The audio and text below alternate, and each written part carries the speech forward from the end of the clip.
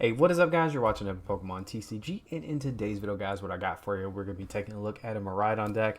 Now, before you go, "Hey, Paradise Rift is about to come out, so this deck is going to be too much." Shut up. I know. But I wanted to post a video, okay? I'm having fun with this list.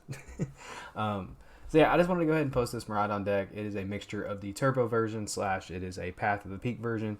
Because really, after we spam Tandem Unit, we really don't need abilities. I mean, come on, we play Path down, what are we losing?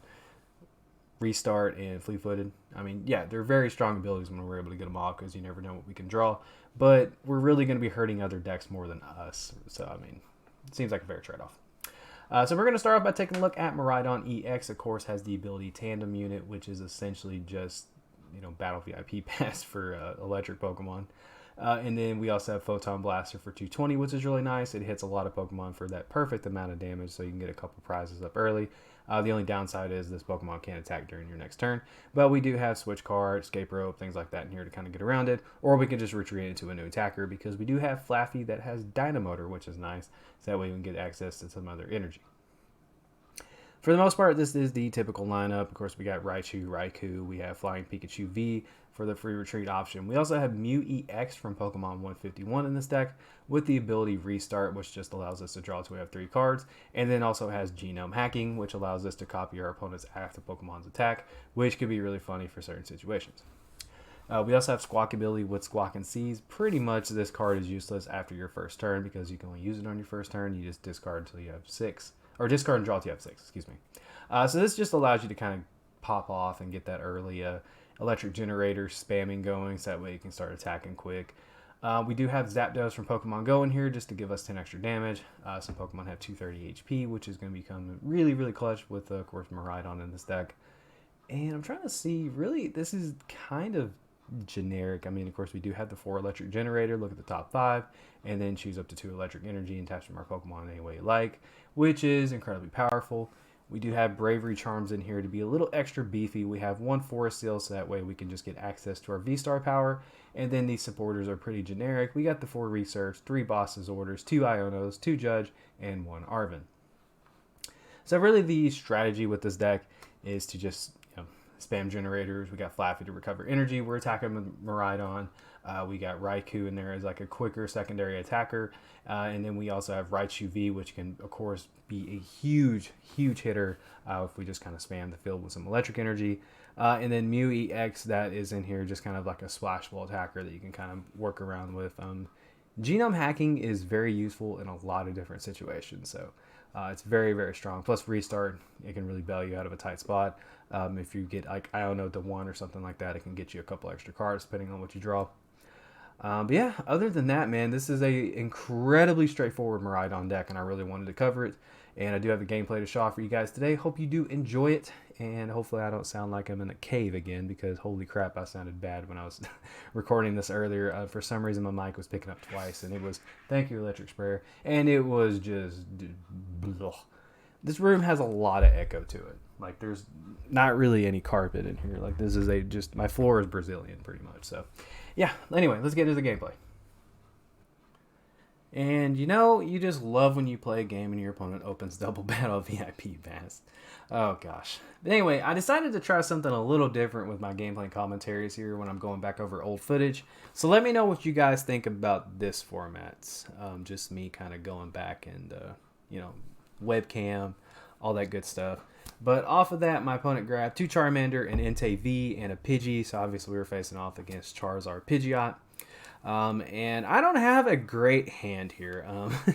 I got a Research, a Generator, a Bravery Charm, a Flaffy, and 2 Electric Energy. Ideally, I want to grab a Pokemon off the top of my deck here, and that just makes his hand somewhat refurbished here, but I don't think I do. Nope, switch card.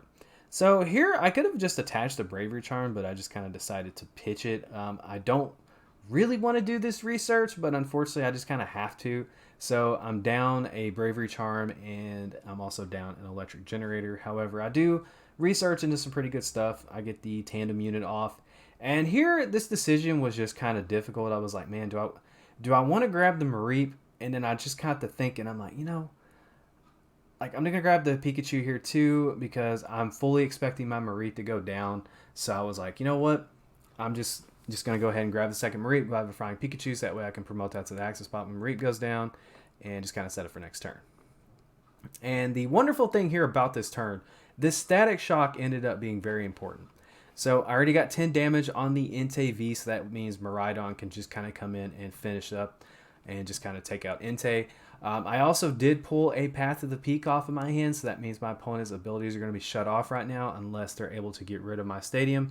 So whenever Charizard does evolve, that means it can't do all of its stupid stuff. And, you know, that's where Path of the Peak comes in clutch. Because really now I don't necessarily have to have my abilities because I'm kind of set. And I slowed down my opponent a little bit here. And I just kind of put myself in an awkward situation. You guys will see here in a moment. So Charizard does evolve, and now they just can't really access all those extra energy, which is sweet because it saved my Mareep. So my opponent is going to attach to the Entei V here. So they got 1 energy, and right about now I'm feeling pretty safe. I'm trying to remember this commentary off memory. And my opponent plays down the Forest Seal and does something I don't necessarily agree with, and that is grabbing something out of their deck with Forest Seal without actually like just waiting. I think they just kind of did a little prematurely. If you grab a card with Forest Seal and then you pass your turn, you're obviously opening yourself up for an Iono or a Judge or something like that. And then essentially you've pretty much wasted your V-Star power for the turn. So I think my opponent just passes here. And I wasn't really crazy about this move. Even if it does help him, I wasn't crazy about it. So I do top deck a Electric Energy. I have another Research. I'm going to go ahead and just play down that Raichu V just in case I need a big attack later on. And I research into absolutely amazing cards. Play the Electric Generator. I'm able to hit 2 energy there. So now I can power up this Miraidon, and Mareep's damage from earlier is going to be coming in clutch because that's going to equal 230 on the dot. I also get a Forest Steel Stone, and I just decided to opt to put it on Flying Pikachu. I figured why not? I don't really have to worry about other tools because my other Bravery Charm's in the discard pile. So here we go. I'm able to promote the Miraidon, and from here I'm able to go up a couple prizes on my opponent, and hopefully they don't really necessarily get anything going because right now I'm in the lead. And then off my prizes, I get Flaffy Iono, which is pretty good. So if they're able to return KO me, at least I can potentially disrupt their hand. So we see Charizard coming up in the active spot, and then the Lost Vacuum is going to be getting rid of my Path of the Peak. I was slightly worried they were going to get rid of my Forest Seal, but then I was like, yeah, the Path is definitely the smart option. And if I had to guess, they were probably Forest Sealing for the Lost Vacuum. I'm not sure. But my opponent does have a fresh hand of 7. And they're able to Ultra Ball here for a couple. Ultra Balling way too bad. We got PFAS, man. And they're going to be able to Ultra Ball here for some extra stuff to kind of work with. But right now, I'm actually sitting pretty okay for the most part. I have a Flaffy in hand. I have 2 Mareep just in case they, for some reason, pick one off. Unfortunately, I'm stuck with one because the other one's in the discard pile, and I didn't lose my Mareep previously. I don't know if I should have grabbed that second Mareep or not. That was just me kind of prepping. I'm over here making up words. Prepping for the turn. So I wasn't worried about getting hit here because my opponent researched, so I don't really see a Raihan happening because, of course, they can't play that. So just a simple pass over to my turn. And here I'm looking at my field, and I'm like, you know what? I could potentially get a big Raichu off this turn. So I was kind of looking at my hand, and I'm like, well, you know what? Screw it. We're just going to go for it. So we're going to go ahead and Ultra Ball. And really, I don't see anything necessarily I can get beneficially off of this Ultra Ball. If I had another Flaffy, that'd be amazing, but I don't. So I just decided to say, screw it. And so now we're going to go ahead and just judge. I do have Forest Seal just in case I want to try to get something else, but I end up hitting 2 Electric Generators off of my judge. So now I am down to no Electric Generators. But, hey, that is okay because I'm able to knock out this big bad Charizard, and I got another Path of the Peak down, so that's always nice. Now, coming up here in just a moment, I don't really necessarily think I discarded the right energy here. I think I could have potentially done this a little different, but we'll just have to see. So I got plenty of energy on the board. I just have to retreat here, and I'm just kind of looking at Raichu, looking at the board, and I'm like, cool, I can knock this bad boy out, take him out, and go down to 2 prize cards. My opponent's still sitting at a whopping 6. Path of the Peak is down. They have 4 cards in their hand. I'm sitting pretty sweet. So now right here, I have to do math, which is it's asking a lot out of me. I'm over like, yeah. Again, still mathing. And right here, I honestly think I could have really just done a lot better with what I was discarding. That's just my personal opinion. So there we go. Charizard does go down. The big bad Terra Charizard getting one shot by the evolved version of Pikachu. Or yeah. You know what? I was going to try to make a joke about Ash's ace Pokemon Pikachu. But you know what? That sentence still makes sense. Oh, man. I'm losing my mind.